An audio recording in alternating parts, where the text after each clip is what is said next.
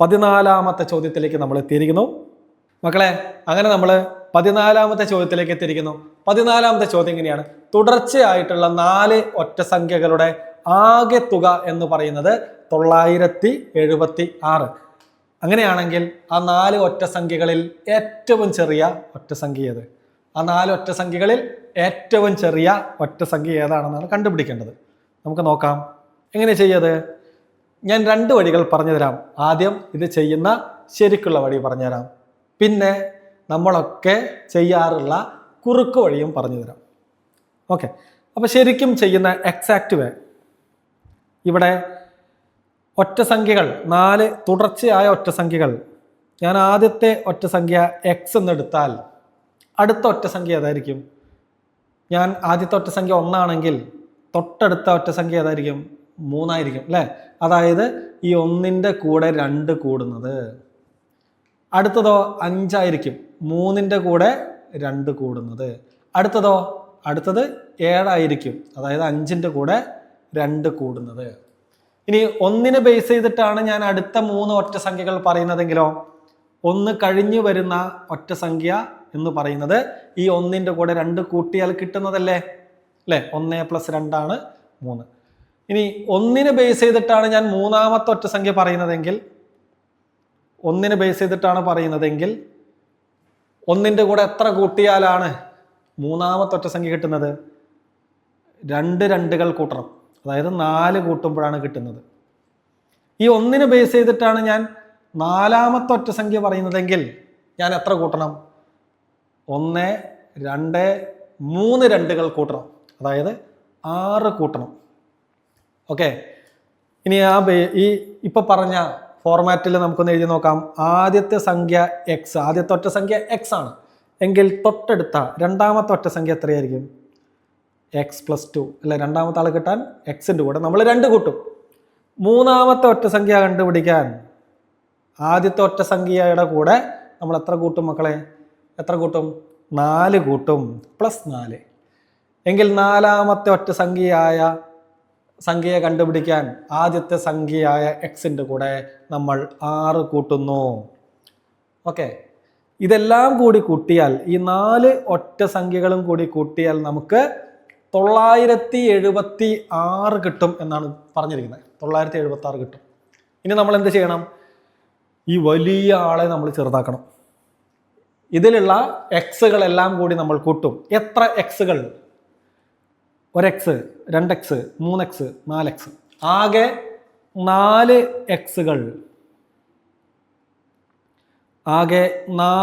എക്സുകൾ. Plus എക്സുകൾ മാത്രമല്ല അവിടെ കുറച്ച് സംഖ്യകളും കൂടിയുണ്ട്. എക്സുകളെ മാത്രം കൂട്ടിയാൽ ശരിയാവില്ലല്ലോ. അപ്പോൾ നമ്മൾ എന്ത് ചെയ്യണടാ? അവരെയും കൂടി പരിഗണിക്കണം, അവരെയും കൂടി കൂട്ടണം. 2ഉം 4ഉം കൂട്ടിയാൽ 6, 6ഉം 6ഉം കൂട്ടിയാൽ കിട്ടുന്നത് 12. അപ്പോൾ ഇത് ഇത്രയും വലിയ ആളെ നമ്മൾ എന്താക്കി? കൂടുതൽ ഡെക്കറേഷൻ ഒന്നും വേണ്ട, തനിക്ക് ഇത് മതി എന്ന് പറഞ്ഞ് നമ്മൾ ചെറുതാക്കി 4x + 12 എന്നാക്കി മാറ്റി. അങ്ങനെ 4x + 12 എന്ന് പറയുന്നതാണ് 976.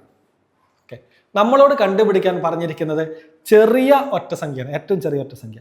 ഈ 4 ഒറ്റസംഖ്യകളിൽ ഏറ്റവും ചെറുതെന്ന് പറയുന്നത് എക്സ് ആണ്. ഓക്കെ, അപ്പോൾ ഈ ഇക്വേഷനിൽ നിന്നും നമ്മൾ എന്ത് കണ്ടുപിടിക്കണം? എക്സ് കണ്ടുപിടിക്കണം. എക്സിനെ എങ്ങനെ കണ്ടുപിടിക്കും? എക്സിൻ്റെ കൂടെ അധികപ്പറ്റായിട്ട് നിൽക്കുന്ന ആളുകളെയൊക്കെ നമ്മൾ എന്ത് ചെയ്യും? അപ്പുറത്തേക്ക് മാറ്റും. അത്രയുള്ള പരിപാടി. ഓക്കെ, നമുക്ക് ഓരോരുത്തരെയായിട്ട് മാറ്റാം. എക്സിൻ്റെ കൂടെ ചേർന്നിരിക്കുന്ന ആൾ 4ആണ്, അയാൾ തൽക്കാലം അവിടെ നിൽക്കട്ടെ. നമുക്ക് ആദ്യം ആരെ മാറ്റാം? ഈ +12നെ സമത്തിൻ്റെ അപ്പുറത്തേക്ക് മാറ്റണം.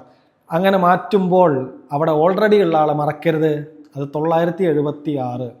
ഈ +12 അധികം 12 സമമെന്ന് പറയുന്ന മാന്ത്രിക വാതിൽ തുറന്നിട്ടാണ് അപ്പുറത്തേക്ക് പോകുന്നത്. അപ്പൊ എന്താകും? അത് നേരെ ഓപ്പോസിറ്റ് ആകുന്നു, അത് മൈനസ് ആകുന്നു, -12 ആകുന്നു. ക്ലിയർ അല്ലേ? ഓക്കെ, അപ്പൊ 4x എന്ന് പറയുന്നത് 976 നിന്ന് 12 കുറച്ചാൽ കിട്ടുന്നതാണ്. 976 നിന്ന് 10 കുറച്ചാൽ എത്ര? 10 കുറച്ചാൽ 966. ഈ 966 നിന്ന് 10 കുറച്ചാൽ പോരാ, 12 കുറയ്ക്കണം. 10 കുറച്ചപ്പോൾ 966, ഒരു 2ഉം കൂടി കുറയ്ക്കണം. അപ്പോൾ നമുക്ക് എത്ര കിട്ടും? 964 എന്ന് കിട്ടും. അല്ലേ? 964 എന്ന് കിട്ടും. എങ്കിൽ എക്സ് എന്ന് പറയുന്നത് എത്രയേ? 4x എന്ന് പറഞ്ഞാൽ എക്സിന്റെ 4 മടങ്ങെന്ന അർത്ഥം. അതായത് എക്സിനെ 4 കൊണ്ട് ഗുണിക്കുന്നത് 4 ഇൻറ്റു എക്സ് എന്നാണ് അർത്ഥം. അപ്പോൾ ഈ 4നെ അപ്പുറത്തേക്ക് കൊണ്ടുപോകുമ്പോൾ 4ൻ്റെ കൂടെ ആരും കൂടി പോകുന്നുണ്ട്, ഈ ഗുണനവും കൂടി പോകുന്നുണ്ട്. ആ ഗുണനം അപ്പുറത്തേക്ക് പോകുമ്പോൾ എന്താകും? മാന്ത്രികവാതിൽ തുറന്നാൽ നേരെ ഓപ്പോസിറ്റ് ആകും. എന്തായി? ഹരണമാകുന്നു. ഹരണം 964/4. ഓക്കെ, 964-ൽ എത്ര നാലുകൾ? 9-ൽ എത്ര 4? 2 നാലുകൾ 8. 9-ൽ നിന്ന് നമുക്ക് 8 എടുക്കാം. ബാക്കി എത്ര? 1 ഞാൻ ഇപ്പുറത്തേക്ക് ചേർത്താൽ 16 ആയി. 16-ൽ എത്ര നാലുകൾ? 16-ൽ എത്ര നാലുകൾ? 4 നാലുകൾ. ഓക്കെ, 4 അവസാനം കിടക്കുന്ന 4. 4-ൽ എത്ര നാലുകൾ? 4-ൽ 1 4. അങ്ങനെ നമ്മൾ കണ്ടുപിടിച്ചു ഏറ്റവും ചെറിയ ഒറ്റ സംഖ്യ. ഈ 4 ഒറ്റ സംഖ്യകളിൽ ഏറ്റവും ചെറിയ ഒറ്റ സംഖ്യ എന്ന് പറയുന്നത് 241 നിർത്തി നമ്മളവിടെ. ഉത്തരായി 241. അപ്പം നിങ്ങൾ വിചാരിക്കും വാക്ക് പറഞ്ഞാൽ പാലിക്കും. കുറുക്ക് വഴിയല്ലേ? കുറുക്ക് വഴിയിലേക്കാണ് ഇനി കിടക്കുന്നത്. 4 ഒറ്റ സംഖ്യകളുണ്ട്. ഈ 4 ഒറ്റ സംഖ്യകളുടെ എക്സാക്ട് നടുവിൽ കിടക്കുന്ന ആളെ കണ്ടുപിടിക്കുന്ന വഴിയാണ് ഞാൻ പറയുന്നത്. ഈ 4 ഒറ്റ സംഖ്യകളുടെ എക്സാക്ട് നടുവിൽ കിടക്കുന്ന ആള്, ഒറ്റ സംഖ്യയോ ഇരട്ട സംഖ്യയോ എണ്ണൽ സംഖ്യയോ അങ്ങനെ എന്തോ ആയിക്കോട്ടെ, അതിൻ്റെ എക്സാക്ട് നടുക്ക് കിടക്കുന്ന ആള്, കൃത്യം നടുവിലുള്ള ആള് എന്ന് വെച്ചാൽ ഇപ്പോൾ 3, 5, 7, 9 ഈ 4 ഒറ്റ സംഖ്യകളുടെ എക്സാക്ട് നടുക്കാര് എന്ന് ചോദിച്ചാൽ 5ഉം 7ഉം ഉണ്ടല്ലോ, അതല്ല ഞാൻ ഉദ്ദേശിച്ചത്. ഇവർക്കിടയിൽ നിങ്ങൾ പറഞ്ഞ ശരിയാ, 5ഉം 7ഉം നടുവിൽ വരുന്നുണ്ട്. അവരുടെയും നടുവിൽ ഒരാളുണ്ട്. 5ൻ്റെയും 7ൻ്റെയും നടുവിൽ ആരാ? 5ൻ്റെയും 7ൻ്റെയും നടുവിൽ 6. ഓക്കെ, അങ്ങനെ കൃത്യം നടുവിൽ വരുന്ന ആളെയാണ് ഈ വഴി ഉപയോഗിച്ച് നമ്മൾ കണ്ടുപിടിക്കുന്നത്. ആ വഴി ഇതാണ്. നമുക്കിവിടെ തുക തന്നിട്ടുണ്ട്. തുക എത്രയാ? 976. ആ തുകയെ തന്നിരിക്കുന്ന എണ്ണം കൊണ്ട്, തുടർച്ചയായിട്ടുള്ള സംഖ്യകളായതുകൊണ്ട് തന്നിരിക്കുന്ന എണ്ണം കൊണ്ട് ഹരിക്കും. 976-നെ നമ്മൾ 4 കൊണ്ട് ഹരിക്കുന്നു. 976-നെ 4 കൊണ്ട് ഹരിച്ചാൽ പരിപാടി കഴിഞ്ഞു. എങ്ങനെ? നടുവിലുള്ള ആളെ കിട്ടും. പിന്നെ ചെറുത് ചോദിച്ചാൽ നമ്മൾ മുമ്പിലേക്ക് പോകും, വലുത് ചോദിച്ചാൽ പുറകിലേക്ക് പോകും. സെറ്റല്ലേ? ഓക്കെ, നമുക്ക് നോക്കാം. 9-ൽ എത്ര നാലുകൾ? 2 നാലുകൾ. 2 4 8. 9-ൽ 8 പോയാൽ ബാക്കി 1. ആ 1 ഇങ്ങോട്ട് ചേർത്തു 17 ആയി. 17-ൽ എത്ര നാലുകൾ? 17-ൽ 4 4 16 ആണെന്ന് നമുക്കറിയാം. അപ്പൊ 4 നാലുകൾ 17-ൽ ഉണ്ടാവും. 4 16. 17-ൽ നിന്ന് 16 പോയി, ബാക്കി ആര്? 1. ആ 1 ഞാൻ അപ്പുറത്ത് കിടക്കുന്ന 6-ലേക്ക് ചേർത്തി 16 എന്ന് വായിച്ചു. 16-ൽ എത്ര നാലുകൾ? 16-ൽ 4 നാലുകളാണ്. 244 ഒരു ഇരട്ട സംഖ്യയല്ലേ? നമ്മളോട് ഒറ്റ സംഖ്യയല്ലേ ചോദിച്ചിരിക്കുന്നേ? ശരിയാണ്, 244 ഒരു ഇരട്ട സംഖ്യ തന്നെയാണ്. ഞാൻ എന്താ പറഞ്ഞത്? ഈ 4 ഒറ്റ സംഖ്യകൾക്ക് കൃത്യം നടുക്ക് വരുന്ന ആളെ കണ്ടുപിടിക്കാന്നല്ലേ പറഞ്ഞുള്ളൂ. അയാൾ 244. ഇനി ചെറിയ സംഖ്യ ചോദിച്ചത് കൊണ്ട് നമ്മൾ എന്ത് ചെയ്യും? മുമ്പിലേക്ക് പോകും. 244-ന്റെ തൊട്ട് മുമ്പ് കിടക്കുന്ന സംഖ്യ ഏതാ? അത് 243 അല്ലേ? ഒറ്റ സംഖ്യ അല്ലേ? 243-ന്റെ മുന്നിൽ കിടക്കുന്ന ആളാരാ?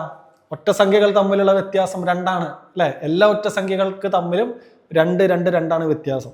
അപ്പൊ 243-ന്റെ മുന്നിൽ 241. സെറ്റായോ? അപ്പൊ നമ്മളോട് ചെറുത് ചോദിച്ചത് കൊണ്ട് നമ്മൾ ഉത്തരത്തിലേക്ക് എത്തി. ഇനി വലുത് ചോദിച്ചാലോ? നമ്മൾ പുറകിലേക്ക് പോകും. 244 കഴിഞ്ഞു വരുന്നത് ആര്? 245. അപ്പൊ അടുത്ത ആളാരാ? നമ്മൾ 2 കൂട്ടും. 245-ന്റെ കൂടെ 2 കൂട്ടിയാൽ 247. ഓക്കെ, ചെറുതേ ചോദിച്ചിട്ടുള്ളൂ. അപ്പൊ നമ്മുടെ ഉത്തരം 241. ഓപ്ഷൻ ബി ആണ് ശരി ഉത്തരം. മക്കളെ, ഇതേ ടൈപ്പ് ചോദ്യം നമ്മൾ കഴിഞ്ഞ വീഡിയോയിൽ ചെയ്തിരുന്നു. വീണ്ടും ചോദിച്ചിരിക്കുന്നു. താഴെ പറയുന്ന സംഖ്യകളിൽ ഏതാണ് 9 കൊണ്ട് ഹരിക്കാൻ കഴിയുന്നത്? 9 കൊണ്ട് ഹരിക്കാൻ കഴിയുന്നത്. ഒരു സംഖ്യയെ പൂർണ്ണമായും 9 കൊണ്ട് ഹരിക്കാൻ പറ്റുമെങ്കിൽ ആ സംഖ്യയിലെ അക്കങ്ങൾ തമ്മിൽ കൂട്ടിയാൽ കിട്ടുന്ന ആ ഒറ്റ അക്കമുള്ള തുക, ഒറ്റ അക്കമുള്ള സംഖ്യ, ഒറ്റക്ക സംഖ്യ, അത് 9 ആയിരിക്കും. ഓക്കെ, നമുക്കിവിടെ ഓരോന്നായിട്ട് ചെയ്ത് ഞാൻ കാണിച്ചു തരാം. ഓപ്ഷൻ എ 1, 4, 7, 5 തമ്മിൽ കൂട്ടിയാൽ 5 7 12, 12 4 16, 16 1 കൂട്ടിയപ്പോൾ നമുക്ക് 17 കിട്ടുന്നത്. 2 ഡിജിറ്റ് ആണ്. ഞാൻ എന്താ പറഞ്ഞ, ഒറ്റ ഡിജിറ്റിലേക്ക് മാറ്റണം. അപ്പോൾ നമ്മൾ വീണ്ടും കൂട്ടും. 1 7 കൂട്ടിയാൽ കിട്ടുന്നത് 8. അങ്ങനെ ഒറ്റ അക്കം 9 ആണെങ്കിൽ മാത്രമേ ആ സംഖ്യയെ 9 കൊണ്ട് ഹരിക്കാൻ പറ്റുള്ളൂ. ഓക്കെ, അപ്പോൾ ഇത് പറ്റൂല, നമുക്ക് മനസ്സിലായി. ഇനി ഓപ്ഷൻ ബി നോക്കാം. 3 4 7 1 കൂട്ടിയാൽ 3 4 7, 7 7 14, 14 1 15. 15 എന്ന് പറയുന്നത് 2 ഡിജിറ്റ് ആണ്. നമ്മൾ വീണ്ടും കൂട്ടും. 1 5 കൂട്ടിയാൽ 6.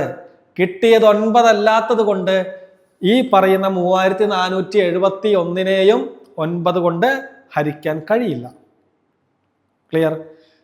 ഓക്കെ, ഓപ്ഷൻ സി നോക്കാം. സി എന്താ? 5 4 1 8. ക്ലിയർ? കൂട്ടാം. 5 4 9, 9 1 10, 10 8 18.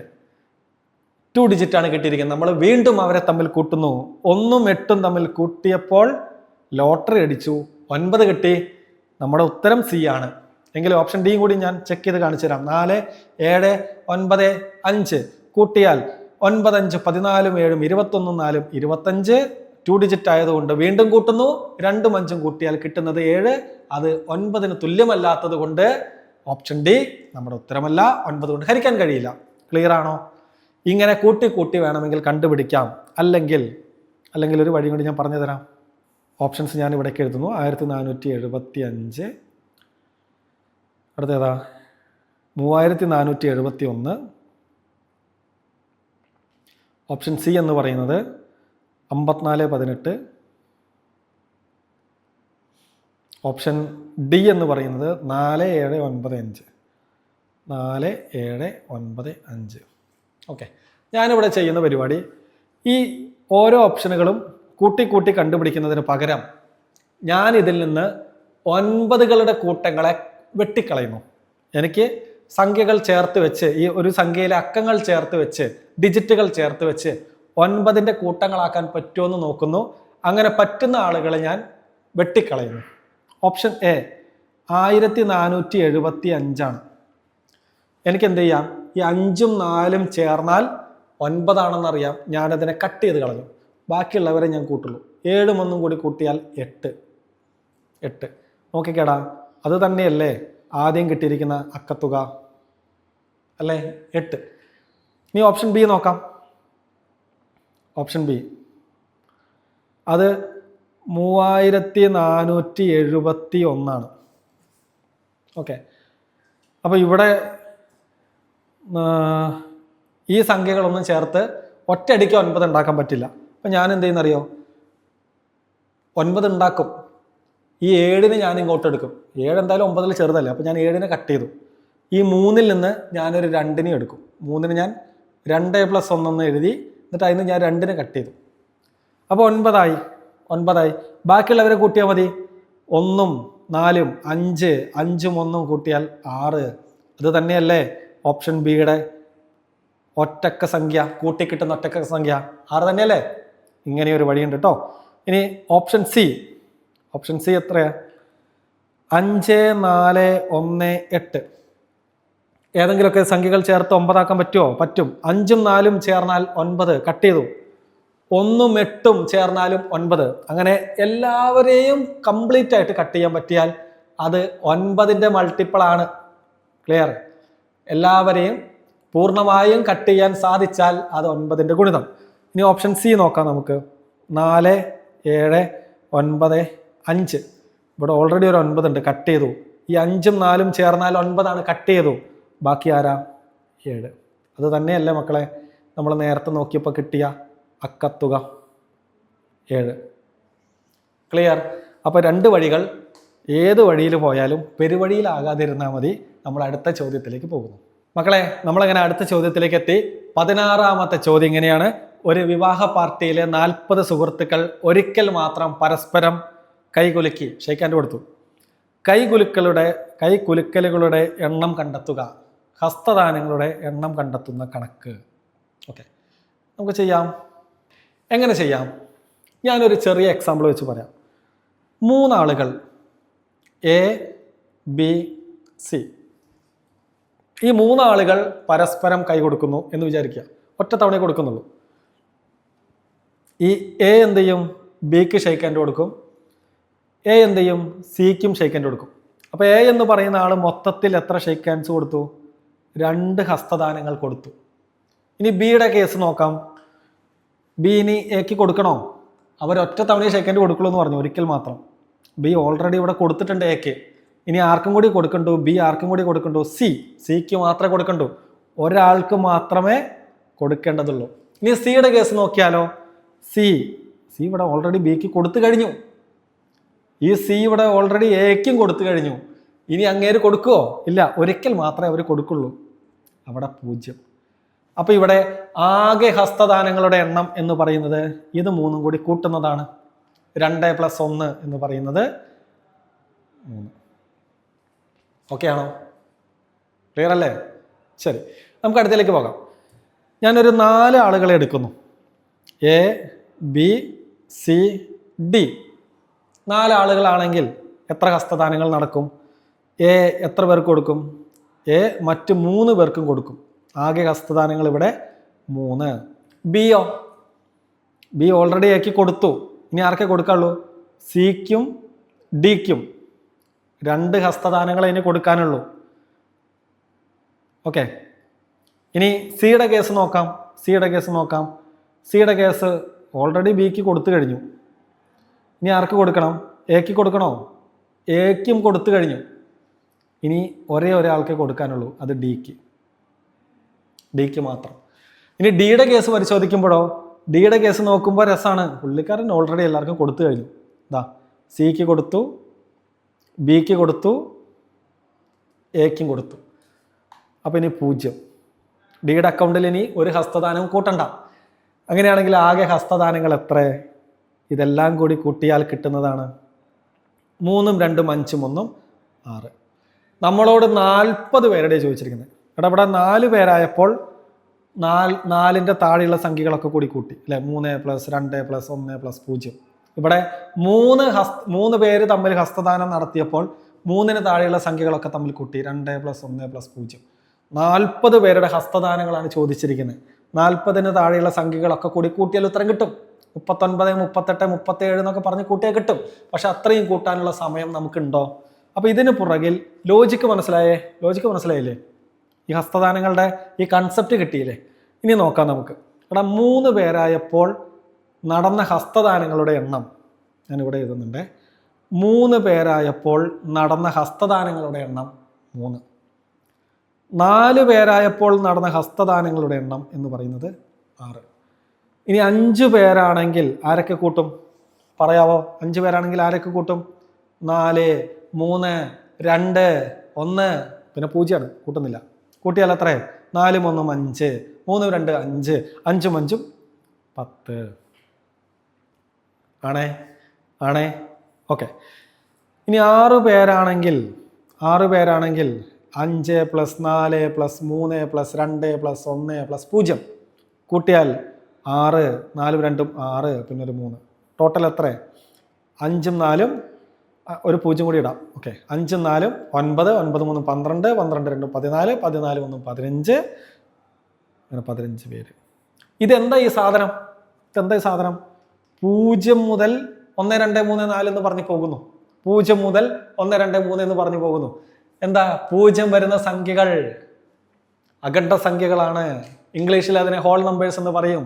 നമ്മൾ പഠിച്ചതാ. അഖണ്ഡ സംഖ്യകളുടെ തുകയല്ലേ മക്കളെ ഇത്, അല്ലേ? അഖണ്ഡ സംഖ്യകളുടെ തുക കാണാനുള്ള സൂത്രവാക്യം എന്താ? n × n - 1 all divided by 2. n into n minus 1 all divided by 2. ഇനി ഹസ്തദാനങ്ങളുടെ കേസ് ഞാൻ മായ്ച്ചിട്ട് നിങ്ങൾക്ക് ഈ ഇക്വേഷൻ കിട്ടിയ ആ ലോജിക്കും കൂടി പറഞ്ഞു തരാം. ഒരു കാരണവശാലും ഒന്നും മറന്നു പോകാതിരിക്കാനാണ് ഞാൻ ഇത്രയും ഡീറ്റെയിൽ ആയിട്ട് എക്സ്പ്ലെയിൻ ചെയ്യുന്നത്. കൺഫ്യൂഷൻ ആകുന്നുണ്ടെങ്കിൽ പറയണം. ഓക്കെ, എവിടെയെങ്കിലുമൊക്കെ മിസ്സായി പോകുന്നുണ്ടെങ്കിൽ പറയണം. ഞാൻ 0 നിന്നാണ് അഖണ്ഡ സംഖ്യകൾ തുടങ്ങുക, 0 ഉൾപ്പെടുന്ന സംഖ്യകളാണ് എന്ന് ഞാൻ പറഞ്ഞു. ഓക്കെ, ഇതിൽ എത്ര അഖണ്ഡ സംഖ്യകളുണ്ട്? ഇതിൽ 4 അഖണ്ഡ സംഖ്യകളുണ്ട് അല്ലേ? 4 അഖണ്ഡ സംഖ്യകളുണ്ട്. അപ്പം 3 വരെ എന്ന് പറഞ്ഞാൽ 3 എന്ന് പറയുന്ന ആൾ എത്രാമത്തെ അഖണ്ഡ സംഖ്യ? 4ാമത്തെ അഖണ്ഡ സംഖ്യ. അപ്പൊ ആദ്യത്തെ 4 അഖണ്ഡ സംഖ്യകൾ കൂട്ടി നോക്കാം. 3 പ്ലസ് 0 3, 2 പ്ലസ് 1 3. അപ്പൊ 3ന്റെ എത്ര സെറ്റുകൾ? ഇവിടെ 3ന്റെ 2 സെറ്റുകൾ. 3ന്റെ 2 സെറ്റുകൾ. ഞാനിനി 6 അഖണ്ഡ സംഖ്യകൾ എഴുതുന്നു. 6 അഖണ്ഡ സംഖ്യകൾ എന്ന് പറഞ്ഞാൽ ഏതൊക്കെയാ? 0, 1, 2, 3, 4, 5. 6 എഴുതാൻ തോന്നും. 6 അഖണ്ഡ സംഖ്യകൾ എന്ന് പറഞ്ഞാൽ 6 ഇല്ല. ഇവിടെ ഒന്നാമത്തെ ആള് 0 നിന്ന് കൗണ്ട് ചെയ്യുന്നത്. 1, 2, 3, 4, 5, 6. 6 അഖണ്ഡ സംഖ്യകൾ എന്ന് പറഞ്ഞാൽ 5 വരെയേ വരുള്ളൂ. ഇവരെ തമ്മിൽ കൂട്ടിയാൽ നമുക്ക് നോക്കാം. 5 പ്ലസ് 0 5. 5ന്റെ എത്ര സെറ്റുകൾ? 1 സെറ്റായി. 4ഉം 1ഉം കൂട്ടിയാലും 5, 2 സെറ്റായി. 3ഉം 2ഉം കൂട്ടിയാലും 5, 3 സെറ്റായി. അങ്ങനെ 3 സെറ്റുകൾ. എടാ, 6 അഖണ്ഡ സംഖ്യകളുടെ തുക കാണാൻ പറഞ്ഞപ്പോൾ 5ന്റെ 3 സെറ്റുകൾ. 4 അഖണ്ഡ സംഖ്യകളുടെ തുക കാണാൻ പറഞ്ഞപ്പോൾ 3ന്റെ 2 സെറ്റുകൾ. ഇനി ഞാൻ 8 അഖണ്ഡ സംഖ്യകളും കൂടി കാണിക്കാം. 0, 1, 2, 3, 4, 5, 6, 7 വരെ വരുള്ളൂ അല്ലേ? കൂട്ടിയാൽ ഇനി നിങ്ങൾ പറഞ്ഞേടാ, എത്രയുടെ എത്ര സെറ്റ് വരും? എത്രയുടെ എത്ര സെറ്റ്? Yes, 7 plus 0 7. അവിടെ ഉണ്ടാകുന്ന സെറ്റുകൾ എന്ന് പറയുന്നത് 7ന്റെ സെറ്റുകളാണ്. എത്ര എണ്ണം? 6 പ്ലസ് 1 7. 5 പ്ലസ് 2 7. 4 പ്ലസ് 3 അതും 7. എത്ര സെറ്റുകൾ? 1, 2, 3, 4. 4 സെറ്റുകൾ, 4 ഏടുകൾ അല്ലേ? ഈ കണക്ഷൻ കിട്ടിയോ? എടാ, 8 അഖണ്ഡ സംഖ്യകളുടെ തുക കാണാൻ പറഞ്ഞപ്പോൾ 7ന്റെ 4 സെറ്റുകൾ. ഇനി നിങ്ങൾ പറയണം, ആദ്യത്തെ 10 അഖണ്ഡ സംഖ്യകളുടെ തുക. ആദ്യത്തെ 10 അഖണ്ഡ സംഖ്യകളുടെ തുക എന്താ ഉണ്ടായേ? എടാ, ഇവിടെ 4 ആയപ്പോൾ ആദ്യത്തെ ആള് 3. ഇവിടെ 6 ആയപ്പോൾ ആദ്യത്തെ ആള് 5. ഇവിടെ 8 ആയപ്പോൾ ആദ്യത്തെ ആള് 7. എന്താ സംഭവിക്കുന്നേ? ഒന്ന് കുറയുന്നു.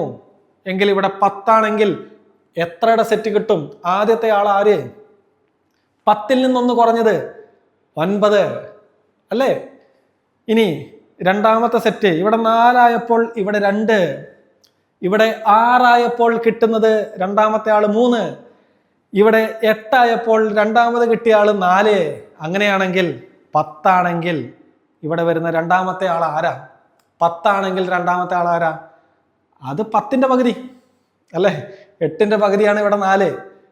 6ന്റെ പകുതിയാണ് ഇവിടെ കിടക്കുന്ന 3. 4ന്റെ പകുതിയാണ് ഇപ്പുറത്ത് കിടക്കുന്ന 2. ഓക്കെ, എങ്കിൽ ആദ്യത്തെ 100 അഖണ്ഡ സംഖ്യകളുടെ തുക ചോദിച്ചാൽ ഇനി നിങ്ങൾ പറയും എത്രയാ? 100ൽ നിന്നൊന്ന് കുറവ് 99 ഗുണിക്കണം 100ന്റെ പകുതി 50. ഇങ്ങനെയല്ലേ? ഇനി ആദ്യത്തെ n അഖണ്ഡ സംഖ്യകൾ എത്ര എണ്ണാണെങ്കിലും ആദ്യത്തെ n അഖണ്ഡ സംഖ്യകളുടെ തുക നമ്മൾ എന്ത് ചെയ്യും? n-ൽ നിന്ന് ഒന്ന് കുറവായത്. n എത്രയാണോ അതിൻ്റെ പകുതി. അതാണ് നമ്മൾ ആലങ്കാരികമായിട്ട് പഠിച്ചത്. n × n-1 all divided by 2. Okay, ഇങ്ങനെയാണ് ഈ സൂത്രവാക്യത്തിലേക്ക് എത്തിയത്. ഓക്കെ, അപ്പോൾ ഹസ്തദാനങ്ങളുടെ എണ്ണം ചോദിച്ചാൽ അഖണ്ഡസംഖ്യകൾ നമ്മുടെ മനസ്സിലേക്ക് വരണം. അഖണ്ഡസംഖ്യകൾ നമ്മുടെ മനസ്സിലേക്ക് വരണം. ഇനി ഞാൻ ഈ സ്പേസ് എടുത്തോട്ടെ, ഈ സ്പേസിൽ ഉത്തരം എഴുതാം. ഓക്കെ, ഇനി എന്താ ഇവിടെ ചോദിച്ചിരിക്കുന്നത്? 40 പേരാണ് പരസ്പരം കൈകുലുക്കുന്നത്. 40 പേരാണ് പരസ്പരം കൈകുലുക്കുന്നത് എങ്കിൽ നമ്മൾ എന്ത് ചെയ്യൂടാ? ഈ സൂത്രവാക്യം ഉപയോഗിച്ച് ചെയ്യാം. ഞാൻ ആദ്യം 40 എഴുതി. എത്ര പേരാണോ കൈകുലുക്കുന്നത് ആ എണ്ണം എഴുതി, 40 പേര്. അതിൽ നിന്നൊന്ന് കുറച്ച് എഴുതി. എത്രയാ? 39. ഇവരെ തമ്മിൽ ഗുണിച്ച് പകുതി എടുക്കുന്നതാണ് ഉത്തരം. ക്ലിയർ ആണോ? 40 പേര് തമ്മിൽ ഹസ്തദാനം നടത്തി ഒരിക്കൽ മാത്രം. അപ്പൊ ഞാൻ എന്ത് ചെയ്തു? ആ 40 എഴുതി, 40-ൽ നിന്നൊന്ന് കുറച്ച് 39 എന്ന് എഴുതി, എന്നിട്ട് പകുതി എടുക്കുന്നു. ചെറുതാക്കിയാൽ 40-ന്റെ പകുതി 20. 20 ഗുണിക്കണം 39 എന്ന് പറഞ്ഞാൽ 39-ന്റെ ഇരട്ടി എത്രയാ? 39-ന്റെ ഇരട്ടി. ഇനി പെട്ടെന്ന് ഇരട്ടി കാണാൻ പറ്റുന്നില്ലെങ്കിൽ സ്പ്ലിറ്റ് ചെയ്യാം, എന്നിട്ട് ഇരട്ടി കാണുക. 39 എന്ന് പറഞ്ഞാൽ അത് 30-ഉം 9-ഉം കൂടി ചേരുന്നതാണ് അല്ലെ? 30-ഉം 9-ഉം കൂടി ചേരുന്നതാണ്. 30-ന്റെ ഇരട്ടി എത്രയാ? 30-ന്റെ ഇരട്ടി അത് 60 ആണ്. 9-ന്റെ ഇരട്ടി അത് 18 ആണ്. അപ്പൊ 60-ഉം 18-ഉം കൂടി കൂടുന്നതാണ് 39-ന്റെ ഇരട്ടി, അത് 78 ആണ്. ക്ലിയർ? ഓക്കെ, ഇരട്ടി എന്ന് പറഞ്ഞാൽ ഇവിടെ 2 കൊണ്ട് ഗുണിച്ചതാട്ടെ. ഈ 2 കൊണ്ട് ഗുണിക്കുന്നതിനാണ് ഇരട്ടി എടുത്തത്. ഇവിടെ ഒരു 0 കൂടി ഉണ്ട്. ആ 0 നമ്മൾ ഇവിടെ ഇട്ട് കൊടുക്കും. അങ്ങനെ ആകെ കൈക്കുലുക്കലുകളുടെ എണ്ണം നമ്മൾ കണ്ടുപിടിച്ചു. എത്രയാ? അത് 780 ആണ്. 780. ഞാൻ ഇത്രയും ഡീറ്റെയിൽ ആയിട്ട് പറയുന്നത് ഒരു കാരണവശാലും ആർക്കും തെറ്റിപ്പോകരുത്. തെറ്റിക്കാൻ വിചാരിച്ചാലും അത് നടക്കരുത്. അതിന് വേണ്ടിയിട്ടാണ്. മനസ്സിലാവുന്നുണ്ടെന്നാണ് ഞാൻ വിശ്വസിക്കുന്നത്. മക്കളെ, നിങ്ങൾക്ക് ഏതെങ്കിലും ചോദ്യത്തിൽ ഡൗട്ട് വരികയാണെങ്കിൽ, ഞാൻ കഴിഞ്ഞ വീഡിയോൻ്റെ താഴെ ചില കുട്ടികൾ ചോദിച്ചിരിക്കുന്നത് കണ്ടു, 1, 2, 3 ചോദ്യങ്ങൾ മനസ്സിലായില്ല എന്നുള്ളത്. മക്കളെ, നിങ്ങൾ യൂട്യൂബിലല്ലേ ഈ ക്ലാസ്സുകളൊക്കെ കാണുന്നത്? നിങ്ങളുടെ ആകുലതകൾ ഞാൻ മനസ്സിലാക്കുന്നു. നിങ്ങൾ ചെയ്യേണ്ട ഒരു കാര്യം ഞാൻ പറഞ്ഞോട്ടെ. നിങ്ങൾക്ക് ചെയ്യാൻ പറ്റുന്നൊരു കാര്യം, ആ ചോദ്യങ്ങൾ, നിങ്ങൾക്ക് മനസ്സിലാകാത്ത ചോദ്യങ്ങൾ 2 or 3 തവണയെങ്കിലും അത് കാണുക. 2 or 3 തവണയെങ്കിലും അത് കാണുക. എന്നിട്ട് നിങ്ങൾക്കത് മനസ്സിലായില്ലെങ്കിൽ നിങ്ങൾ തീർച്ചയായിട്ടും ഞാൻ എൻ്റെ മൊബൈൽ നമ്പർ കൂടി ഇവിടെ ചേർക്കാം. എൻ്റെ മൊബൈൽ നമ്പർ 8330080077 ആണ്. ഇതിലേക്കൊരു മെസ്സേജ് ഇട്ടോ, കൃത്യമായിട്ട് അതിൻ്റെ എക്സ്പ്ലനേഷൻ ഏത് സമയത്ത് വിളിച്ചാലും ഞാൻ പറഞ്ഞുതരാം. ക്ലാസ് റെക്കോർഡിംഗ് അല്ലെങ്കിൽ ഓക്കെ, ഇല്ലെങ്കിൽ നിങ്ങൾ വാട്സപ്പിൽ ഒരു മെസ്സേജ് ഇട്ടാൽ മതി. ഞാൻ മെസ്സേജ് കാണുമ്പോൾ തിരിച്ച് റിപ്ലൈ അയക്കാം. അപ്പോൾ നമുക്ക് അടുത്ത ചോദ്യത്തിലേക്ക് പോകാം. നമ്പർ കാണുന്നില്ല അല്ലേ? ഞാനിവിടെ എഴുതാം. 8330080077. എൻ്റെ പേര് നിഖിൽ എംസെഡ് എന്നാണ്. നിഖിൽ എംസെഡ് എന്നാണ് എല്ലാവരും എന്നെ വിളിക്കാറ്. ഓക്കെ, അപ്പോൾ ഇത് ഓർത്ത് വെച്ചോ. ഏത് നമ്പരല്ല, ഈ കണക്ക് ചെയ്യാനുള്ള വഴികൾ. ഇത് സെറ്റാണെങ്കിൽ നമുക്ക് അടുത്ത ചോദ്യത്തിലേക്ക് പോകാം. 17ാമത്തെ ചോദ്യത്തിലേക്ക് പോകാം. മക്കളെ, 17ാമത്തെ ചോദ്യം ഇങ്ങനെയാണ്. 9x + 3x - 90 = 0 ആണെങ്കിൽ എക്സിൻ്റെ വില എന്ത്? ഓക്കെ, നമുക്ക് ചെയ്യാം. എളുപ്പമുള്ളൊരു ചോദ്യമാണ്.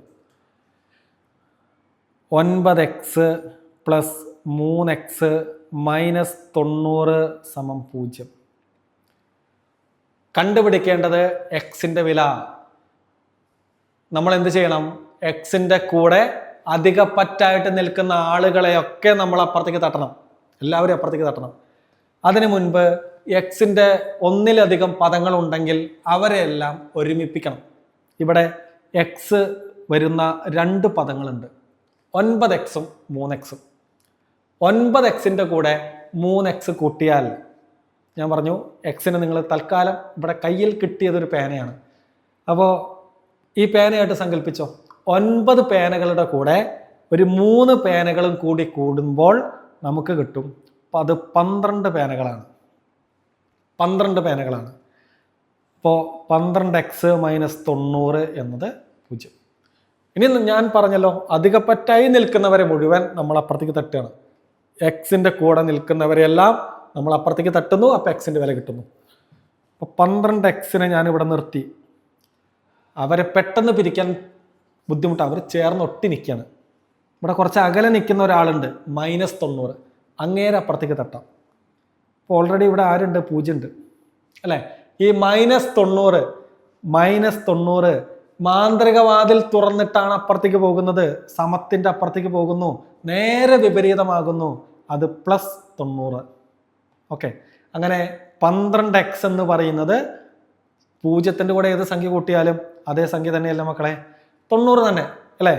എങ്കിൽ x ആണ് കണ്ടുപിടിക്കേണ്ടത്. ഇനി ചേർന്നൊട്ടി നിൽക്കുന്ന ഈ 12നെ നമുക്ക് പിരിച്ചേ പറ്റൂ. 12 ഗുണിക്കണം x. അപ്പൊ ഈ ഗുണനം 12 മാത്രമല്ല, കൂടെ ആ ഗുണനവും കൂടി അപ്പുറത്തേക്ക് പോകുന്നുണ്ട്. അവിടെ ഓൾറെഡി 90 ഉണ്ട്. അപ്പൊ അപ്പുറത്തേക്ക് ഗുണനം 12 പോകുമ്പോൾ ഞാൻ പറഞ്ഞു സമം മാന്ത്രിക വാതിലാണ്. അത് തുറന്ന് ആര് പോയാലും രൂപം മാറും, ആള് മാറും, നേരെ നെഗറ്റീവ് ആകും, നേരെ ഓപ്പോസിറ്റ് ആകും. ഓക്കെ, അപ്പൊ ഗുണനം 12 പോകുമ്പോൾ അത് ഹരണം 12 മാറുന്നു. 90ൽ എത്ര 12കൾ ചെറുതാക്കാം? 2 കൊണ്ട് ചെറുതാക്കിയാൽ ഇവിടെ 6.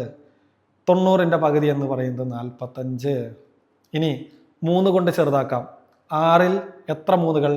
2 3കൾ. 45നെ ചെറുതാക്കിയാൽ 15 എന്ന് കിട്ടും. അങ്ങനെ 15/2 നമ്മുടെ ഉത്തരം. അല്ലെങ്കിൽ 15ന്റെ പകുതി എന്ന് പറയുന്നത് അത് 7.5 എന്ന് നമുക്കറിയാം. 15/2 അല്ലെങ്കിൽ 7.5 ഉത്തരം. നിർഭാഗ്യവശാൽ നമ്മളുടെ ഓപ്ഷനിൽ ആ ഉത്തരമില്ല. ശരിയായ ഉത്തരം 15/2 അല്ലെങ്കിൽ 7.5 ഇങ്ങനെ ഏതെങ്കിലും ഒന്നാണ് ഉത്തരമായി വരേണ്ടത്. ഓക്കെ, അപ്പോൾ നമുക്ക് അടുത്ത ചോദ്യത്തിലേക്ക് പോകാം. 18ാമത്തെ ചോദ്യം. മക്കളെ, നമ്മൾ 18ാമത്തെ ചോദ്യത്തിലേക്ക് പോകുന്നു. ചോദ്യം ഇങ്ങനെ: 3 സംഖ്യകളുടെ തുക 572. ഒന്നാമത്തെ സംഖ്യ രണ്ടാമത്തെ സംഖ്യയുടെ ഇരട്ടിയാണ്. മൂന്നാമത്തെ സംഖ്യ ഒന്നാമത്തെ സംഖ്യയുടെ 3ൽ 1 എങ്കിൽ അവയിൽ ഒരു സംഖ്യ താഴെ പറയുന്നവയിൽ ഏതാണ് എന്നാണ് ചോദ്യം. ഇത് 2 തരത്തിൽ ചെയ്യാം. ശരിക്കും ചെയ്യുന്ന വഴിയും കുറുക്ക് വഴിയും ഞാൻ പറഞ്ഞു തരാം. അപ്പൊ ശരിക്കും ചെയ്യുന്ന വഴിയിലേക്ക് ആദ്യം ശ്രദ്ധിച്ചിരിക്കണം, ഇത് കുറച്ച് ചെയ്യാനുണ്ട്. എന്താ പറഞ്ഞിരിക്കുന്നത്? 3 സംഖ്യകളുണ്ട്, A, B, C. ഈ 3 സംഖ്യകൾ കൂട്ടിയാൽ കിട്ടുന്ന തുക എന്ന് പറയുന്നത് 572. അങ്ങനെയല്ലേ പറഞ്ഞിരിക്കുന്നത് മക്കളെ? പിന്നെ എന്താ പറഞ്ഞിരിക്കുന്നത്? ഒന്നാമത്തെ സംഖ്യ എന്ന് പറയുന്നത് രണ്ടാമത്തെ സംഖ്യയുടെ ഇരട്ടിയാണ്, 2 മടങ്ങാണ്, ഇരട്ടിയാണ്. അപ്പോൾ A എന്ന് പറയുന്നത് 2B ആണ്. ക്ലിയർ? ഇനി എന്താ പറഞ്ഞ? മൂന്നാമത്തെ സംഖ്യ C എന്ന് പറയുന്നത് ഒന്നാമത്തെ സംഖ്യയുടെ 3ൽ 1 എന്ന് വെച്ചാൽ C എന്ന് പറയുന്നത് A/3 ആണ്. ഇത്രയും കാര്യങ്ങൾ ഡീകോഡ് ചെയ്തോ എങ്കിൽ വില കൊടുത്താൽ മതി. വില കൊടുത്തു കഴിഞ്ഞാൽ നമുക്ക് സംഖ്യകൾ കിട്ടും. അപ്പോൾ ഞാനിതിനെ എല്ലാറ്റിനെയും ആദ്യം എയുടെ രൂപത്തിലേക്ക് ആക്കുന്നു. A + B + C എന്ന് പറയുന്നത് 572 ആണ്. ഞാൻ എല്ലാറ്റിനെയും A ആക്കാൻ പോവാണ് കേട്ടോ. അപ്പോൾ ഇവിടെ A ആണ്, അതവിടെ കിടക്കട്ടെ. ഈ B ഉള്ളൊരു ഫോം ഇവിടെ ഉണ്ട്. A എന്ന് പറയുന്നത് 2B ആണ്. എങ്കിൽ B എന്ന് പറയുന്നത് എത്രയായിരിക്കും? ബിയുടെ കൂടെ കിടക്കുന്ന 2നെ ഗുണനം 2നെ അപ്പുറത്തേക്ക് നമ്മൾ കൊണ്ടുപോകും. അവിടെ ഓൾറെഡി A ഉണ്ട്. ഗുണനം 2 അപ്പുറത്തേക്ക് പോയപ്പോൾ അത് ഹരണം 2 മാറി. അപ്പോൾ B എന്ന് പറയുന്നത് A/2 ആണ്. A/2. ഇനി പ്ലസ്. ഇനി C എന്ന് പറയുന്നത് ഇവിടെ ഉണ്ട്. C എന്ന് പറയുന്നത് A/3 ആണ്. അപ്പോൾ A എത്രയാ? C എന്ന് പറയുന്നത് A/3, എയുടെ രൂപത്തിൽ തന്നെ കിടക്കുന്നത്. അപ്പോൾ A/3 എന്ന് നമുക്ക് എടുക്കാം. ഇത് 572 തുല്യമാണ്. ഇനി ഇത് സോൾവ് ചെയ്താൽ മതി. ആദ്യത്തെ 2 മക്കളെ ഇതുവരെ കിട്ടിയല്ലോ. ഇനി നമ്മൾ എന്ത് ചെയ്യുന്നു? ഇതിന് താഴെ ഞാനൊരു 1 ഇട്ട് കൊടുക്കുന്നുണ്ട് കേട്ടോ. 1 ഇട്ട് കൊടുത്ത പ്രശ്നമൊന്നുമില്ല. അല്ലേ? സംഖ്യയ്ക്ക് ആ സംഖ്യയുടെ വിലയിൽ വ്യത്യാസമൊന്നും വരുന്നില്ല. അപ്പോൾ a/1 plus a/2 plus a/3 നിങ്ങൾക്ക് വേണമെങ്കിൽ ഓരോ രണ്ടെണ്ണത്തിനെ എടുത്ത് ചെയ്യാം. ഞാനിവിടെ 3 ഭിന്നസംഖ്യകൾ ഉള്ളത് കൊണ്ട് ഈ താഴെ കിടക്കുന്ന ഛേദങ്ങളുടെ ലസാഗു എടുക്കുന്നു, LCM എടുക്കുന്നു. എന്താ LCM? 3ലും പൊതുവായ ആരെങ്കിലും ഉണ്ടോ? 1ലും 2ലും 3ലും പൊതുവായി പോകുന്ന ഏതെങ്കിലും സംഖ്യ ഉണ്ടോ? ഇല്ല. ഒന്നല്ലാതെ വേറൊരു സംഖ്യയും ഇല്ല. അപ്പോൾ നമ്മൾ അവരെ 3 പേരെയും ഗുണിക്കും.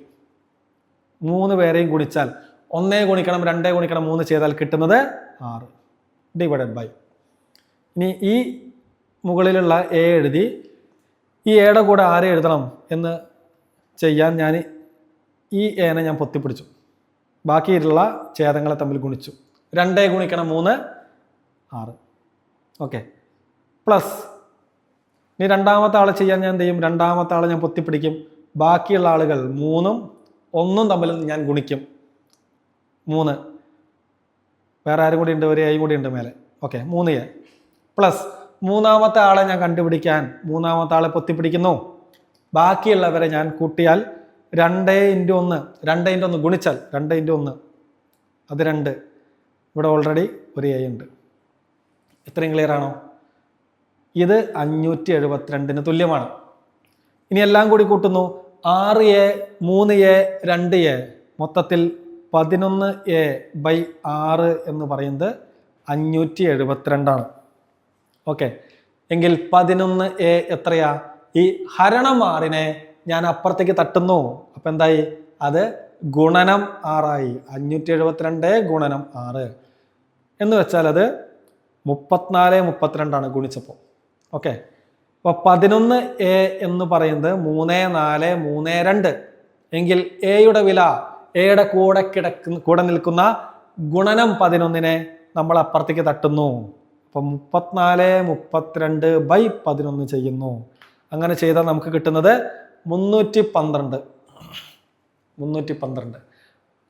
ഇത്രയും ചെയ്തപ്പോൾ നമുക്ക് കിട്ടിയത് എയുടെ വിലയാണ്. ആ 312 ഓപ്ഷനിലുണ്ടോ?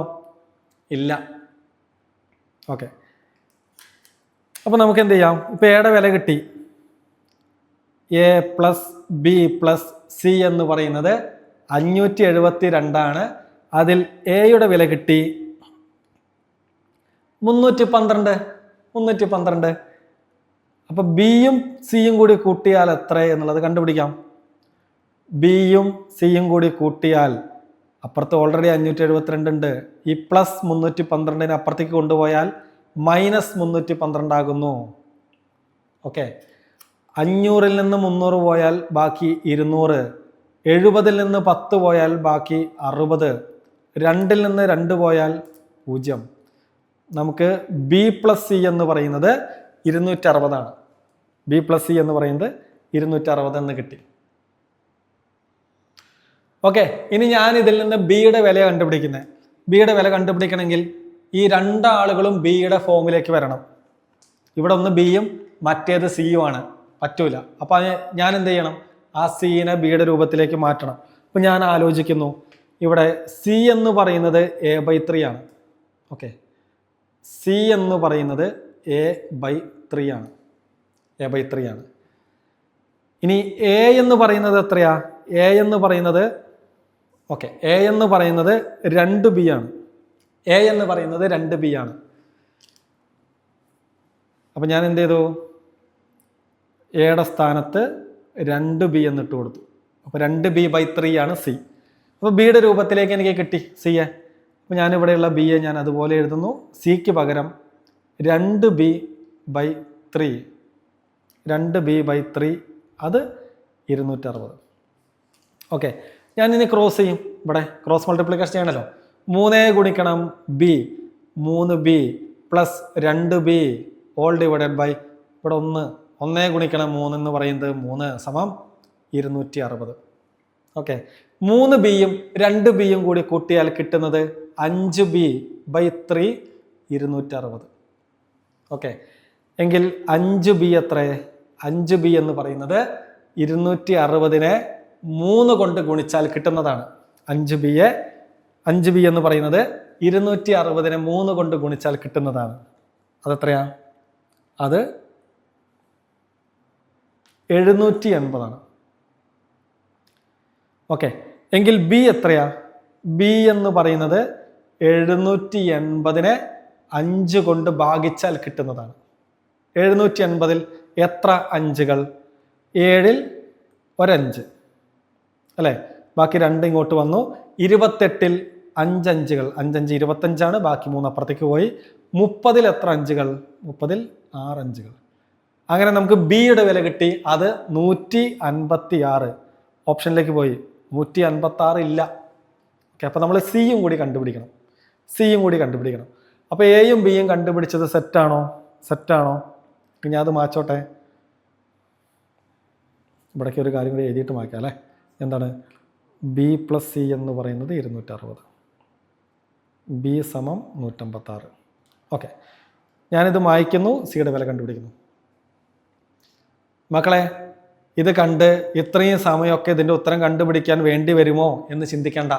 ഞാൻ പറഞ്ഞില്ലേ, ഇത് ചെയ്യുന്ന ശരിക്കുള്ള വഴിയാണ്.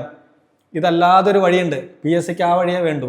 പക്ഷേ ചില ആളുകൾക്ക് ആ ഷോർട്ട് കട്ട് പറഞ്ഞാൽ ഒരു പക്ഷേ ഡൗട്ട് വരാനുള്ള സാധ്യതയുണ്ട്. അതുകൊണ്ടാണ് ഞാൻ ഇത്രയും ഡീറ്റെയിൽ ആയിട്ട് എല്ലാ ചോദ്യങ്ങളിലൂടെയും കടന്നു പോകുന്നത്. നിങ്ങൾക്കിത് കിട്ടിയില്ലെങ്കിൽ വിട്ടേക്ക്. ഞാൻ നിർബന്ധിക്കില്ല.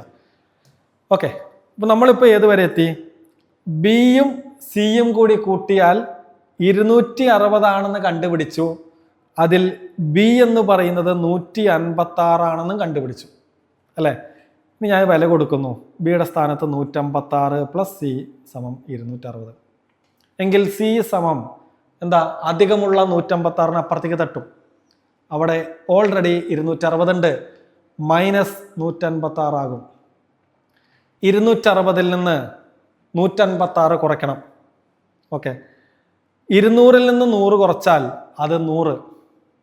200-ൽ നിന്ന് 100 പോയാൽ 100. 60-ൽ നിന്ന് 56 പോയാൽ അത് 4. നമുക്ക് കിട്ടുന്ന ഉത്തരം 104 ആണ്. 104 ഉണ്ട്. Option D. ഇത്രയും ചെയ്യേണ്ടി വന്നു. അപ്പം നിങ്ങൾ വിചാരിക്കും ഇത്രയൊക്കെ മെനക്കെടണോ? വേണ്ട, ഞാൻ പറഞ്ഞില്ലേ വേണ്ട. ഇനി കുറുക്ക് വഴിയിലേക്ക് അടക്കാം. ഇനി ഉഷാറാവണം. ഇനി ഞാൻ പറയുന്ന ലോജിക്ക് നല്ല ശ്രദ്ധയോടെ കേൾക്കണം. എങ്കിലേ ഇത് മനസ്സിലാകും. മക്കളെ, ഇത് ചെയ്യുന്ന കുറുക്ക് വഴി ഇങ്ങനെയാണ്. 3 സംഖ്യകൾ എ ബി സി. ആ 3 സംഖ്യകളുടെ തുക എന്ന് പറയുന്നത് 572. 3 സംഖ്യകളുടെ തുക എന്ന് പറയുന്നത് 572. ഇനി എന്താ പറഞ്ഞിരിക്കുന്നത്? ഒന്നാമത്തെ സംഖ്യ എന്ന് പറയുന്നത് രണ്ടാമത്തെ സംഖ്യയുടെ ഇരട്ടിയാണ്. പിന്നെന്താ പറഞ്ഞിരിക്കുന്നത്? മൂന്നാമത്തെ സംഖ്യ എന്ന് പറയുന്നത് ആദ്യത്തെ സംഖ്യയുടെ 1/3. അതായത് സി എന്ന് പറയുന്നത് a/3 ആണ്. എങ്കിൽ ഈ ഇക്വേഷനിൽ നിന്ന് സി സമം a/3 എന്നതിൽ നിന്ന് എയുടെ വില എത്രയാ? നമ്മൾ അങ്ങോട്ടും തട്ടും, ക്രോസ് ചെയ്യും. എ എന്ന് പറയുന്നത് 3c ആണ്. ഓക്കെ, എ എന്ന് പറയുന്നത് അവിടെ നിൽക്കട്ടെ. ബി എന്ന് പറയുന്നത് ഓക്കെ. അപ്പോൾ നമുക്ക് എന്തോ കിട്ടി? എ എന്ന് പറയുന്നത് 2b ആണെന്നും അതേപോലെ എ എന്ന് പറയുന്നത് 3c ആണെന്നും നമുക്ക് കിട്ടി. അതായത് ബി എന്ന് പറയുന്ന രണ്ടാമത്തെ സംഖ്യ, ആ സംഖ്യയെ 2 കൊണ്ട് ഗുണിച്ചാൽ കിട്ടുന്നതാണ് ആദ്യത്തെ സംഖ്യ. സി എന്ന് പറയുന്ന മൂന്നാമത്തെ സംഖ്യയെ 3 കൊണ്ട് ഗുണിച്ചാൽ കിട്ടുന്നതാണ് ആദ്യത്തെ സംഖ്യ. അപ്പോൾ എ എന്ന് പറയുന്ന സംഖ്യയുടെ ഘടകമായിട്ട് ഉറപ്പായിട്ടും ആരൊക്കെ ഉണ്ടാവും? എ എന്ന് പറയുന്ന സംഖ്യയുടെ ഘടകങ്ങളായി ഈ 2 ഉണ്ടാകും, 3 ഉണ്ടാകും. അതല്ല ഇതിന്റെ ലോജിക്ക്. എ എന്ന് പറയുന്ന സംഖ്യക്കുള്ളിൽ 2ഉം 3ഉം ഉണ്ടാകും. ഈ 2, 3ഉം വരുന്ന അവയുടെ ചെറിയ പൊതുഗുണിതം, 2ഉം 3ഉം വരുന്ന അല്ലെങ്കിൽ 2ന്റെയും 3ന്റെയും എൽസിയം, ചെറു പൊതുഗുണിതം, അതാണ് എൽസിയം. 2ന്റെയും 3ന്റെയും എൽസിയം എത്രയാ?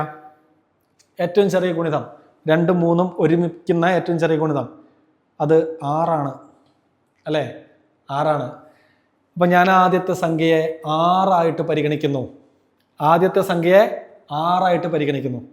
വേണമെങ്കിൽ എനിക്ക് ഇനി 2ന്റെയും 3ന്റെയും അടുത്ത സംഖ്യ 12 12 എടുക്കാം. പക്ഷേ ഏറ്റവും ചെറുത് എടുക്കുന്നു. ഇനി എന്താ, ആദ്യത്തെ സംഖ്യ 6 ആണെങ്കിൽ രണ്ടാമത്തെ സംഖ്യ ഏതായിരിക്കും? രണ്ടാമത്തെ സംഖ്യയുടെ ഇരട്ടിയാണ് 6, ആദ്യത്തെ സംഖ്യ ചോദ്യത്തിൽ പറഞ്ഞിട്ടുണ്ട്. എങ്കിൽ ആദ്യത്തെ സംഖ്യ തന്നിട്ട് രണ്ടാമത്തെ സംഖ്യ ചോദിച്ചാൽ നേരെ ഓപ്പോസിറ്റ് ചിന്തിച്ചാൽ പോരെ. രണ്ടാമത്തെ സംഖ്യയുടെ ഇരട്ടിയാണ്, ഡബിളാണ് ആദ്യത്തെ സംഖ്യ. അപ്പോൾ ആദ്യത്തെ സംഖ്യയുടെ പകുതി ആയിരിക്കില്ലടാ രണ്ടാമത്തെ ആള്. അപ്പൊ ആദ്യത്തെ ആള് 6, അതിൻ്റെ പകുതി 3 ആയിരിക്കും രണ്ടാമത്തെ സംഖ്യ. ഇത്രയും ക്ലിയർ ആണോ? ഇനി എന്താ മൂന്നാമത്തെ സംഖ്യ എന്ന് പറയുന്നത്? മൂന്നാമത്തെ സംഖ്യ എന്താണ്? a/3.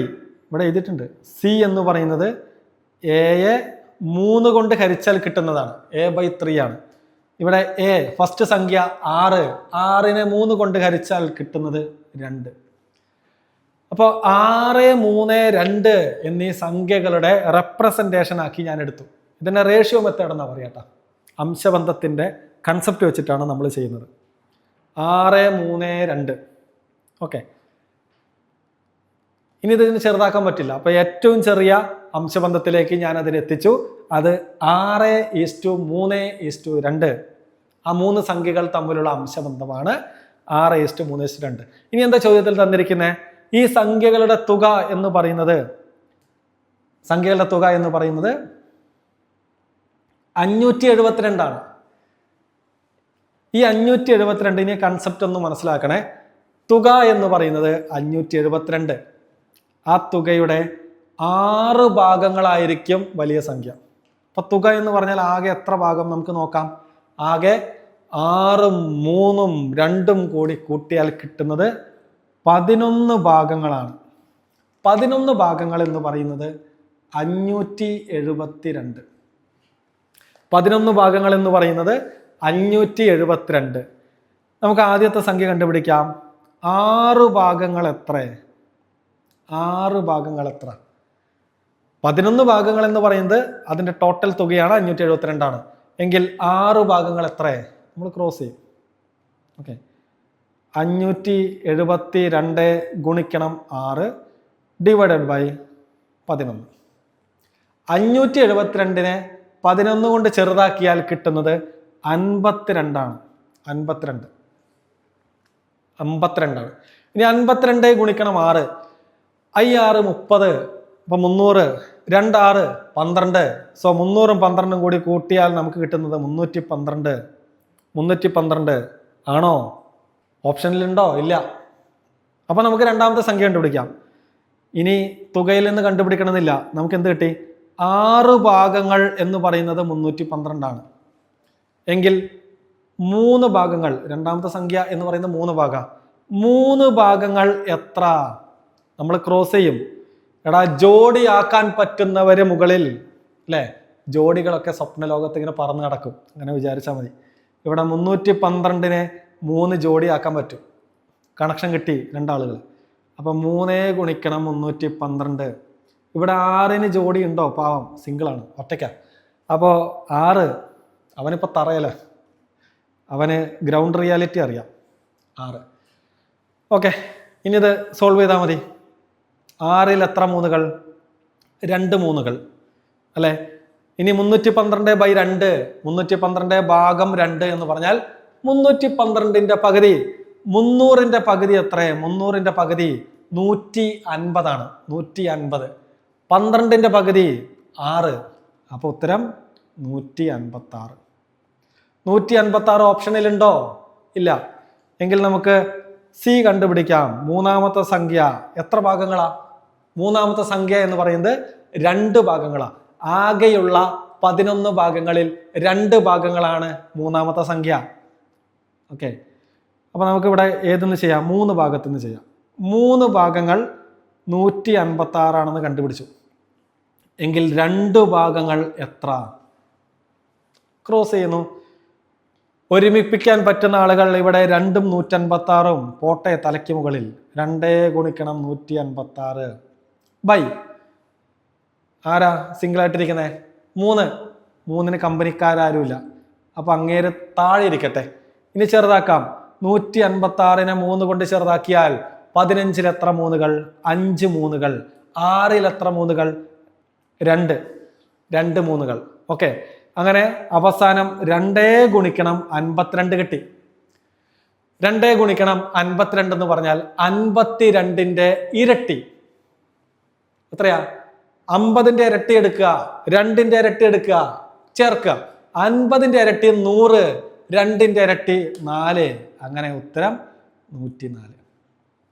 മക്കളെ, ഇതാണ് PSC പരീക്ഷയിൽ ചെയ്യേണ്ടത്. ഇതാണ് PSC പരീക്ഷയിൽ ചെയ്യേണ്ടുന്ന വഴി. ഒരിക്കൽ കൂടി നിങ്ങളിത് റിപ്പീറ്റ് ചെയ്ത് കേൾക്കണം. ഞാൻ ഒരു വട്ടം കൂടി ഇത് പറഞ്ഞു തരാം, എന്നിട്ട് നിർത്താം. ഓക്കെ, 3 സംഖ്യകളുടെ തുക 572 എന്ന് തന്നിരിക്കുന്നു.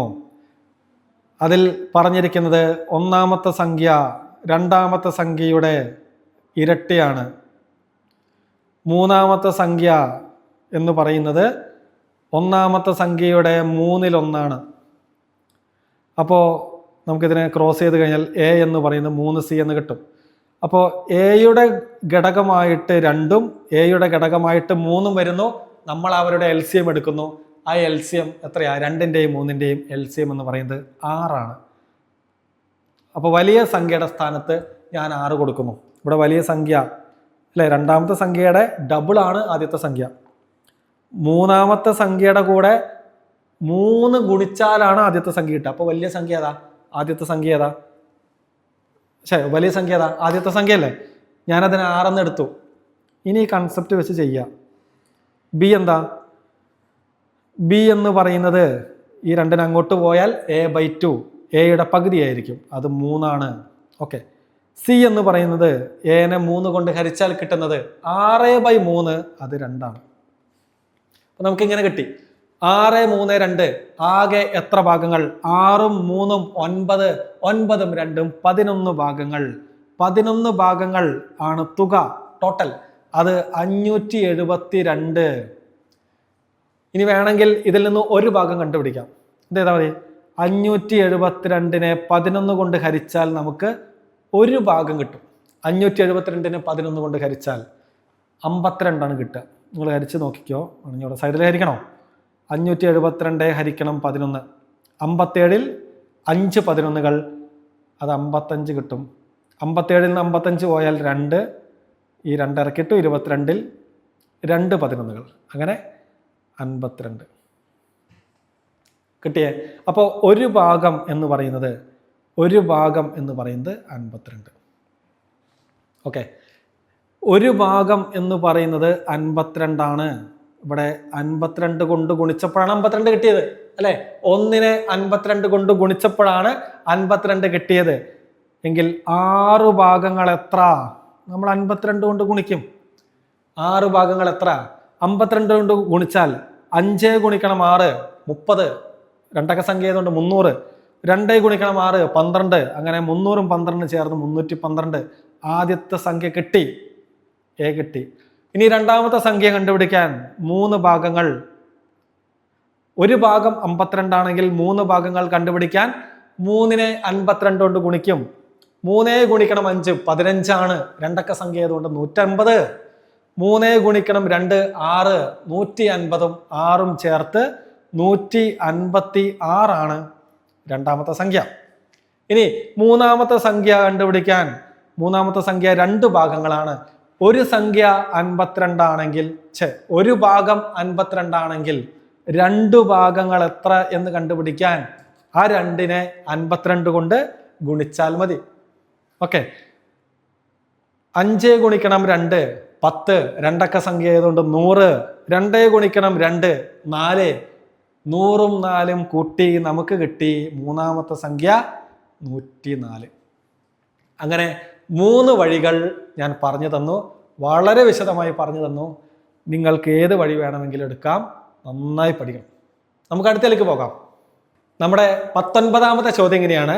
28 എന്ന് പറയുന്ന ഭാജ്യസംഖ്യയുടെ ഘടകങ്ങളുടെ എണ്ണം. ഭാജ്യസംഖ്യ എന്നൊക്കെ ചുമ്മാ ഡെക്കറേഷൻ വിടുന്ന കേട്ടോ. എന്താണ് അഭാജ്യസംഖ്യയും ഭാജ്യസംഖ്യയും? അഭാജ്യസംഖ്യകളുടെ ഘടകങ്ങളുടെ എണ്ണം ചോദിച്ചാൽ എത്ര? അത് 2 ഘടകങ്ങളെ ഉണ്ടാവുള്ളൂ. ഒന്നും അതേ സംഖ്യയും. അപ്പോൾ 2ൽ കൂടുതൽ ഘടകങ്ങളുള്ള സംഖ്യകളാണ് ഭാജ്യസംഖ്യകൾ. 28 എന്ന് പറയുന്ന സംഖ്യയുടെ ഘടകം എത്രയും ചോദിച്ചാൽ മതി, ചുമ്മാ ഡെക്കറേഷൻ അല്ലേ. ഓക്കെ, അപ്പോൾ 28 എന്ന് പറയുന്ന സംഖ്യയുടെ ഘടകങ്ങൾ കണ്ടുപിടിക്കാൻ നമ്മളതിനെ ഘടകക്രിയ ചെയ്യും, ഫാക്ടറൈസേഷൻ ചെയ്യും. 28നെ നമുക്ക് എന്തുകൊണ്ട് ചെറുതാക്കാം? 28 ഒരു ഇരട്ട സംഖ്യയാണ്. സോ നമ്മൾ അതിനെ 2 കൊണ്ട് ചെറുതാക്കുന്നു. 28ന്റെ പകുതി 14. നമുക്ക് വീണ്ടും 2 കൊണ്ട് ചെറുതാക്കാം.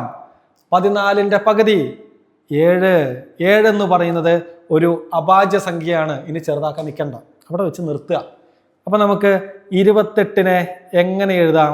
28 എന്ന് പറയുന്നത് 2 ഗുണം 2 ഗുണം 7, അഥവാ 2നെ 2 തവണ ഗുണിച്ചു, 7നെ 1 തവണ ഗുണിച്ചു. ക്ലിയർ ആണോ? ഇനി ഘടകങ്ങളുടെ എണ്ണം കണ്ടുപിടിക്കാൻ ഇവിടെ മുകളിലുള്ള പവറുകൾ നോക്കണം. മുകളിലുള്ള പവറുകൾ, ആ മുകളിലുള്ള പവറുകൾ എത്രയാണോ ഉള്ളത് അതിൻ്റെ കൂടെ 1 ചേർത്ത് വേണം നമ്മൾ എടുക്കാൻ. ഇവിടെ മുകളിൽ 2, അപ്പൊ നമ്മൾ എന്ത് ചെയ്യണം? 1 കൂട്ടി വേണം എടുക്കാൻ. അവിടെ 2 ആണെങ്കിൽ നമ്മൾ 1 കൂട്ടിയെടുക്കുന്നു, 3 ഗുണിച്ചു. ഇവിടെ 1, 7ന്റെ തലയ്ക്ക് മുകളിൽ 1, നമ്മൾ എന്ത് ചെയ്യണം? 1നെ വലിച്ചാ പോരാ, 1നെ വലിച്ചാ പോരാ, ആ 1ന്റെ കൂടെ 1 കൂടി ചേർത്തെടുക്കണം. 1ന്റെ കൂടെ 1 കൂടി ചേർന്നാൽ 2. അപ്പൊ ആകെ ഘടകങ്ങൾ ഏതൊക്കെ? 3 ഗുണിക്കണം 2, ടോട്ടൽ ഘടകങ്ങൾ എന്ന് പറയുന്നത് 6. നമ്മുടെ ഉത്തരം ഓപ്ഷൻ എ. ക്ലിയർ അല്ലേ മക്കളെ? നമുക്ക് അടുത്ത ചോദ്യത്തിലേക്ക് പോവാം.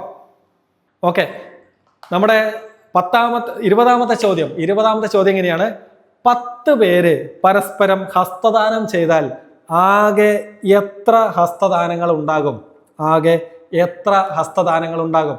നമ്മൾ ഈ സെയിം ടൈപ്പ് ചോദ്യം കുറച്ച് മുൻപ് പഠിച്ചേ ഉള്ളൂ അല്ലേ? കഴിഞ്ഞ ഇതേ 2024 ചോദ്യപേപ്പറിൽ ഈ സെയിം മോഡലൊരു ചോദ്യം നമ്മളിപ്പോൾ ചെയ്തേ ഉള്ളൂ. ഇനി നമുക്ക് പെട്ടെന്ന് ചെയ്യാലോ.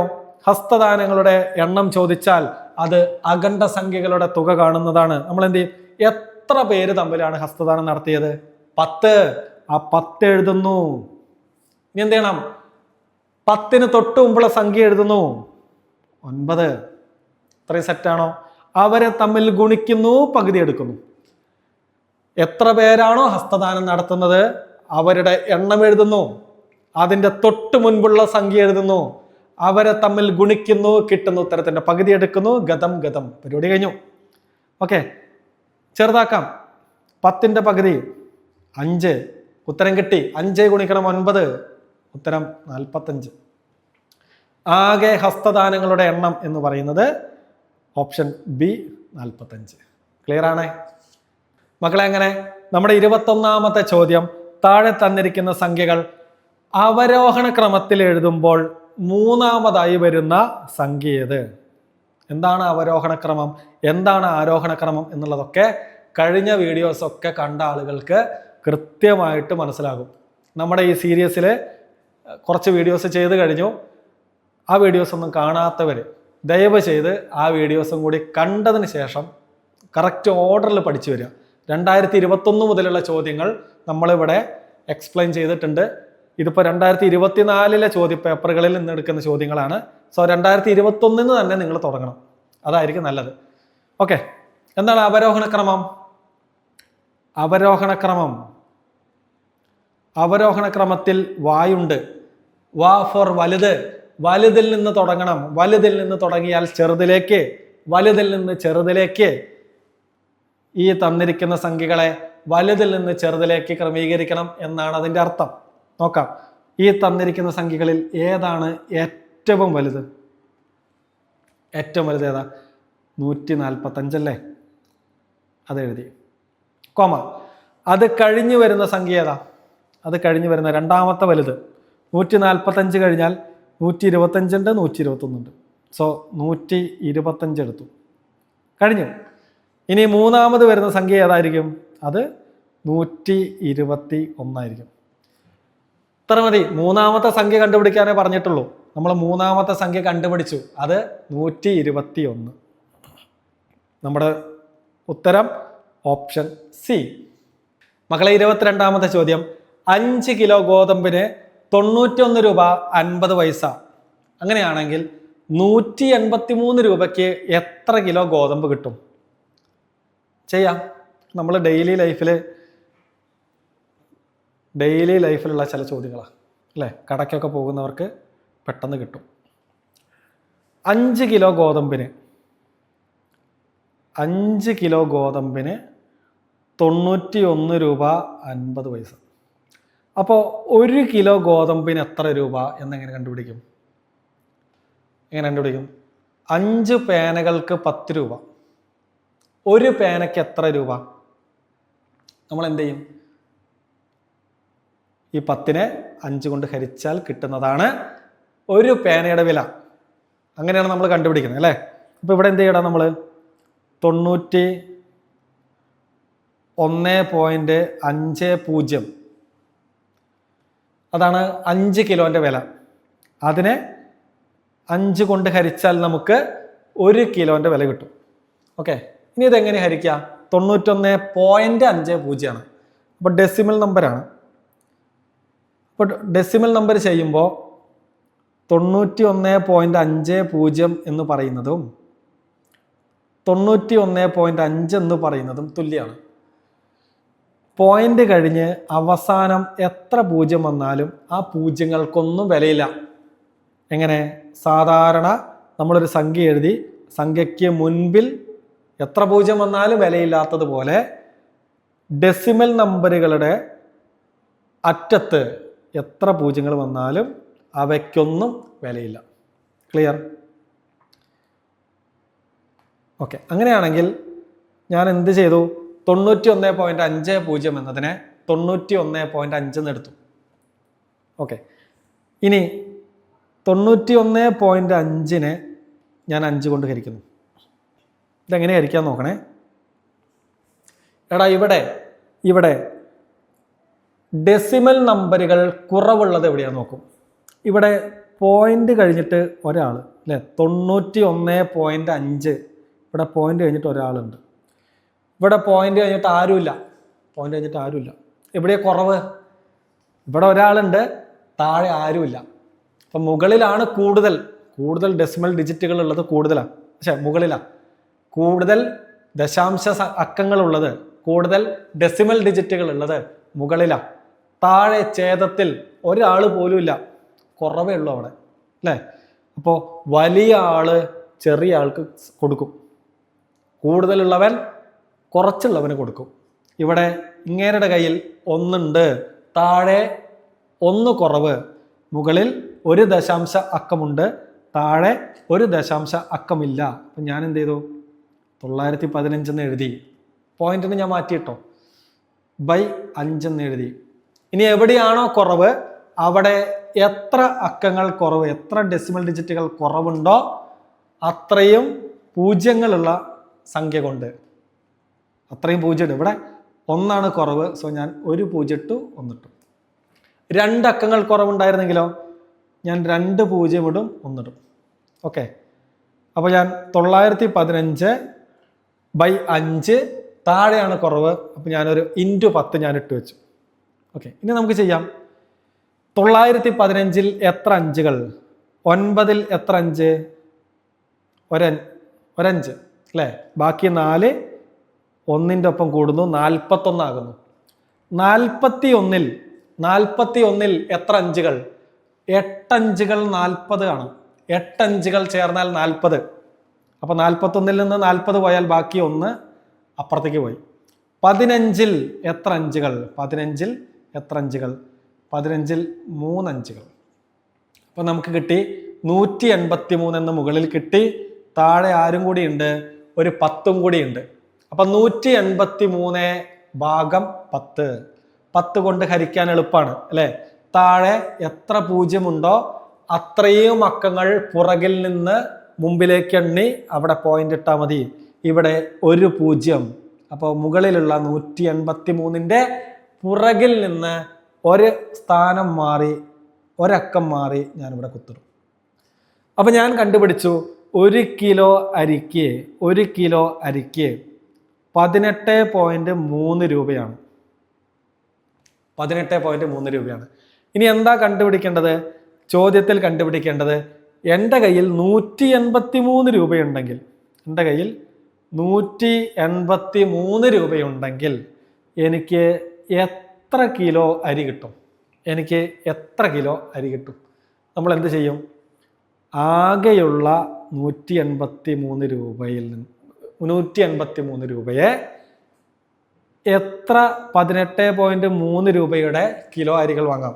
ആകെയുള്ള 183നെ 18.3 കൊണ്ട് ഭാഗിക്കും.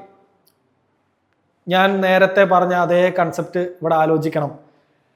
ഡെസിമൽ ഡിജിറ്റുകൾ എവിടെയാണ് കൂടുതൽ, എവിടെയാണ് കുറവ്? എടാ, മുകളിൽ 183ൽ പോയിന്റ് എന്ന് പറയുന്ന സാധനമേ ഇല്ല. അവിടെ എന്തില്ല? ഡെസിമൽ ഡിജിറ്റേ ഇല്ല, 0.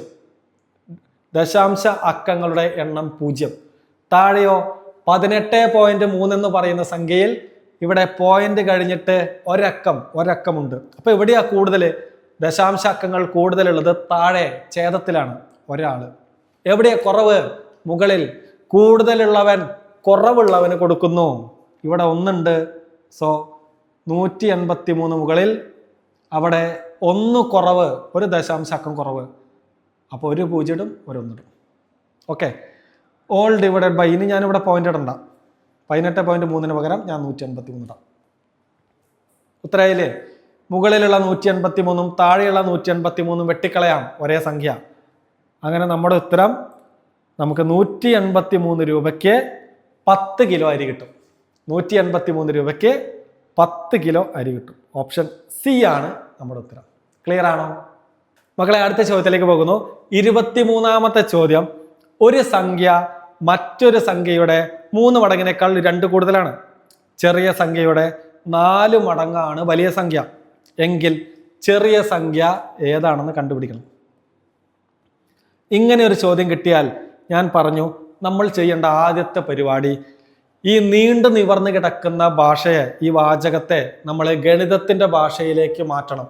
അപ്പൊ ചുരുങ്ങി വരും. എന്താ പറഞ്ഞിരിക്കുന്നത്?